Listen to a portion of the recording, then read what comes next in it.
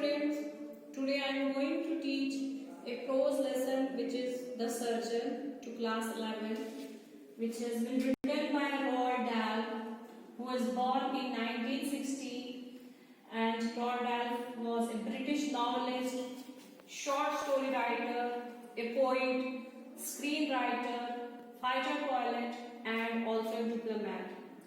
He wrote for children and adults, and he is also known for the stories with unexpected endings.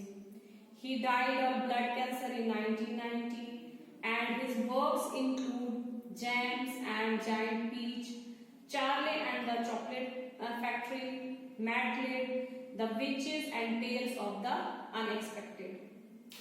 Now, the chapter The Surgeon, we will discuss the few points. I have written here the few points, the main points of this lesson, so we will discuss them one by one.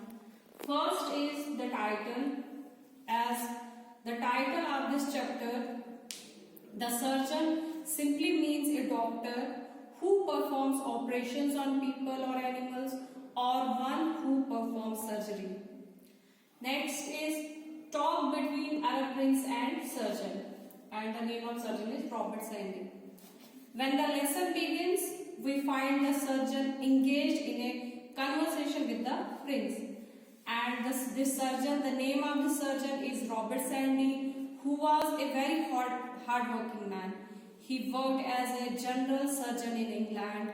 He was not at all concerned with fame and riches, and Sandy enjoyed his work. He is a very simple man, and he is quite different from his colleagues. Now, as I told you, we find when the chapter begins, we find the surgeon engaged in a conversation with the prince, and the prince insists to gift him a diamond as a token of gratitude or thanks, but the king refuses. Now, next is flashback to the accident episode. As why this surgeon was given a diamond?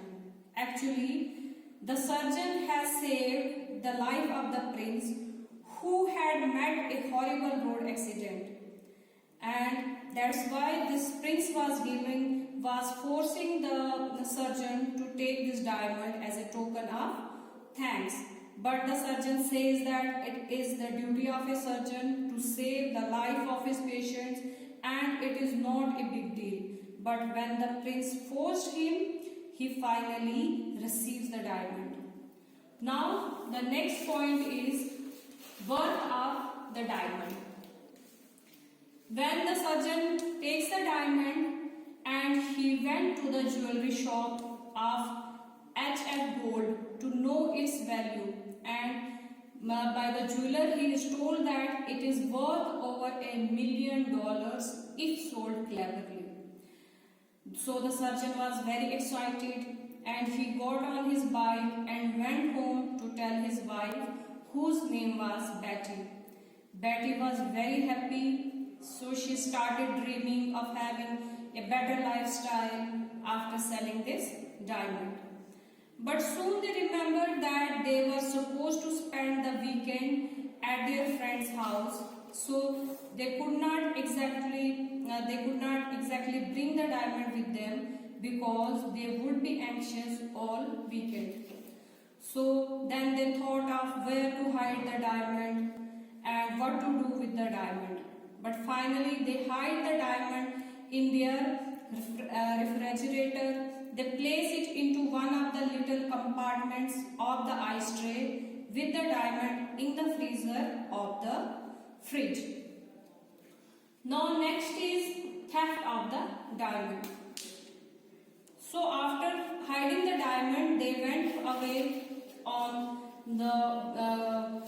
to their friend's house where they were supposed to spend the weekend. But after a pleasant weekend, when they came back, they find their house in ruins. That means the diamond was not there.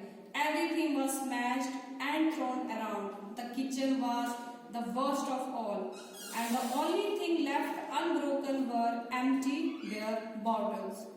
So Robert and Betty called the police and told them about the diamond. the police looked but could not find the diamond. The next is recovery of the diamond.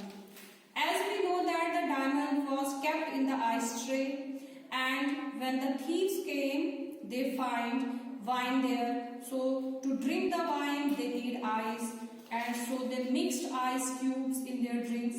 And when they drink it, one of the half melted ice cube having diamond in it was swallowed by one of the thieves.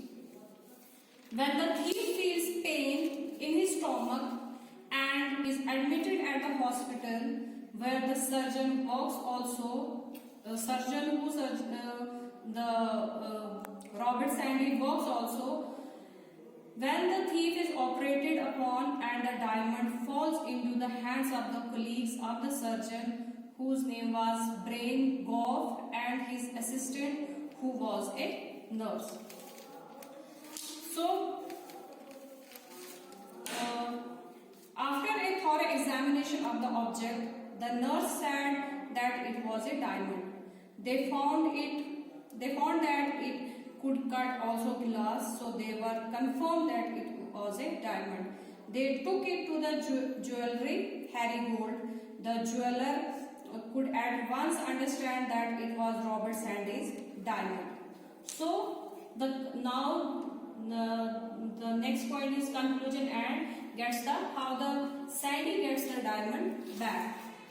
When the colleagues of Robert Sandy went to the jeweler shop, and when the jeweler at once recognized the diamond, he telephoned to Robert Sandy. So Robert Sandy informed the police and reached Harry Gold's shop. The police also reached Harry Gold's shop. Both William Raddick and the nurse of the operation theatre were handcuffed. The inspector refused to accept the young surgeon's plea that the diamond was found in the patient's stomach during his operation. But when Robert Sandy saw the young surgeon and the theatre sister, he requested the police inspector to remove their handcuffs. He also said that one of the men whom the police wanted was in the hospital at that very time, and his name was John Dix. So the theatre sister who had been handcuffed was still very angry because she was unable to believe how a man could swallow a diamond. She was not sure. So Sandy was of the view that the man had swallowed himself the pleasure of putting ice in his drinks. Then he had got heavily drunk and swallowed a piece of melted ice in it. So this is how they got the diamond, and how they lost the diamond, and finally how they got it back. So this was all about the summary of this chapter.